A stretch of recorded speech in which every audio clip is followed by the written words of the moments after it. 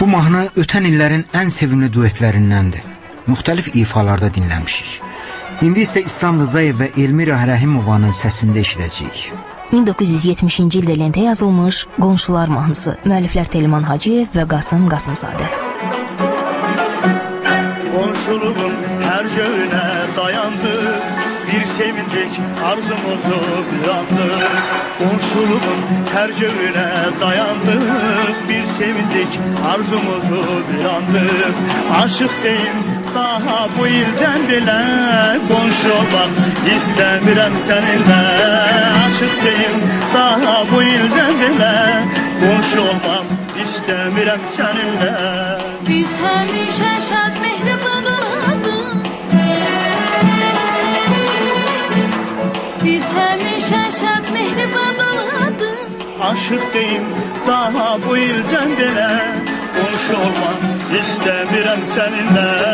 Aşıq deyim Azərbaycan Radyosu. Qonşu olmaq istəmirəm səninlə. Sən çaşdırdın olan mənim fikrimi, ən yaxın bir qahım kimi, qaz kimi. Sən çaşdırdın olan mənim fikrimi, aləm bilir biz olmuşuz səmimi. Hardan əzdi, indi soyul bir gülə, utanmaq sən bu sevdi gülə. Hardan əzdi, indi soyul bir gülə, utanmaq sən bu sevdi gülə.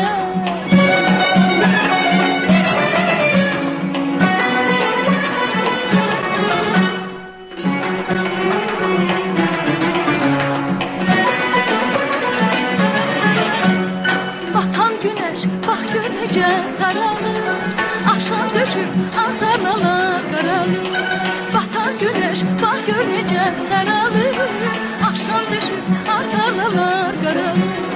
Atalarda qalma bir məsələ var, qonşum bizdir bir dəfəli köşkülər. Atalarda qalma bir məsələ var, qonşum bizdir bir dəfəli köşkülər. Gələcək vaxtımızda qalır, gələcək vaxtımızda qalır. Atalardım qalma bir məsələ var, qonşum bizdir bir dəfəli köşkülər. Atalardım qalma bir məsələ var, qonşum bizdir bir dəfəli köşkülər. Nə zaman ki baxışımız öpüşür, ürəyimə alov düşür, od düşür.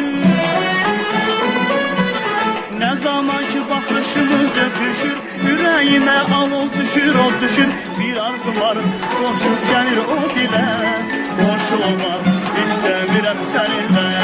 Bir arzu var, coşub gəlir o dilə, qonşu olmaq istəmirəm səninlə.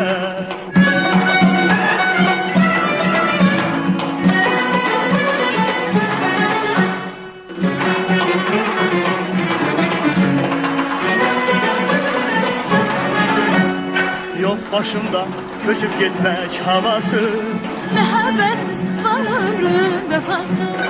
yox başımda köçüb getmək havası. Məhəbbətsiz var ömrün vəfası. Köç bizə gəl, quraq təzə ailə, qonşu olmaq istəmirəm səninlə. Köç bizə gəl, quraq təzə ailə, qonşu olmaq istəmirəm səninlə. Müxtəsəri budur sözün qısası, müxtəsəri budur sözün qısası. Köçüm sizə Quraq təzə ailə, qonşu olmaq istəmirəm səninlə. Köç bizə gəl, quraq təzə ailə, qonşu olmaq istəmirəm səninlə.